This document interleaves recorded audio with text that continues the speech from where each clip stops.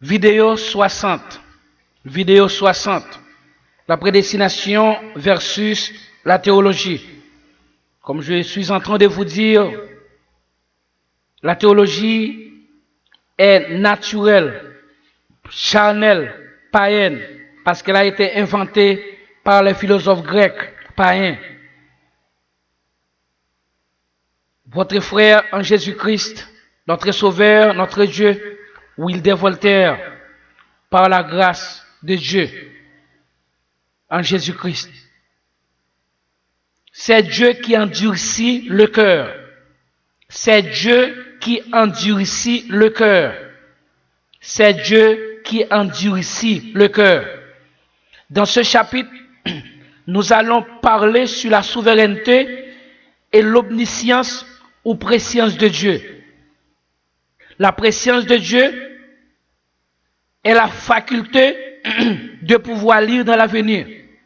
D'un point de vue théologique, c'est la définition théologique, la définition des théologiens. Ok? La théologie a défini la préscience de Dieu comme ça.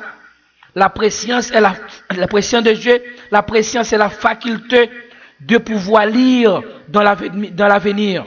Je répète, la préscience est la faculté de pouvoir lire dans l'avenir. Dit ou explique, définit la théologie. D'un point de vue théologique, c'est la connaissance qu'a Dieu des événements à venir. C'est la définition des théologiens. Je ne vois pas clair dans cette définition théologique. Si sa connaissance du passé, du présent ou de l'avenir est instantanée, si Dieu lui-même c'est le premier et le dernier, le commencement et la fin, si Dieu lui-même est le créateur de ce grand univers, y compris son contenu, si Jésus lui-même dit que même les cheveux de notre tête sont tous comptés, personne ne peut et ne pourra pas inventer un appareil qui peut ou qui pourra compter un par un les cheveux de notre tête. Si Jésus lui-même dit qu'il n'entend pas un passéo à terre sans la volonté de Dieu, cela veut dire que tout a été fait et contrôlé par Dieu. Il non seulement connaît le commencement et la fin, il est le commencement et la fin. Et non seulement il faisait le commencement et la fin de toutes choses, et aussi il connaît le commencement et leur fin. C'est le contenu de sa nature. Si l'apôtre Paul, de son côté, a posé cette question, qui a connu la pensée du Seigneur, ou qui a été son conseiller, qui lui a donné le premier pour qu'il ait à recevoir en retour, c'est de lui, c'est pas lui, et pour lui sont toutes choses.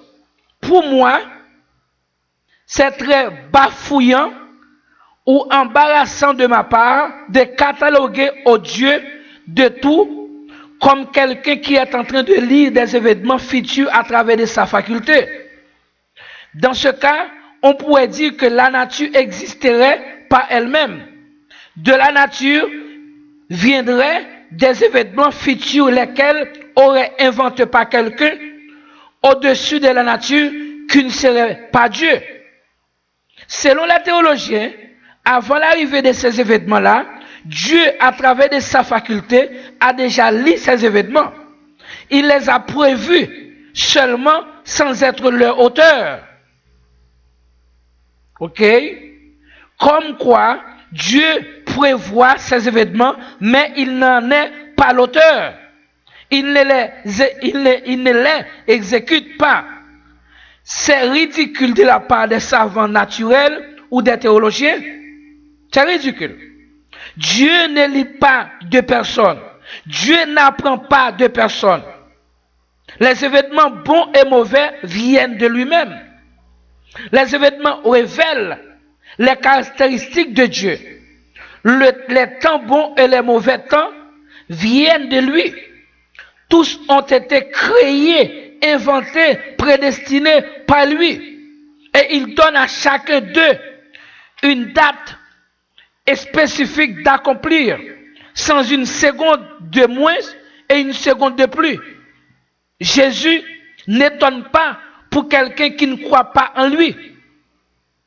Parce que l'incrédulité de cette personne-là est venue de lui. Dès le commencement, il sut ceux qui n'allaient pas croire en lui et ceux qui allaient croire en lui. Christ ne lit pas la pensée humaine, il connut la pensée de chacun. Jean 6, 64. Il en est parmi vous quelques-uns qui ne croient point, car Jésus savait dès le commencement qui étaient ceux qui ne croyaient point et qui était celui qui le livrerait. Il ne donna pas un résultat d'une investigation faite par lui-même dans leur pensée au moment même qu'il parla avec eux. Au contraire, le verset dit, il sut ça dès le commencement.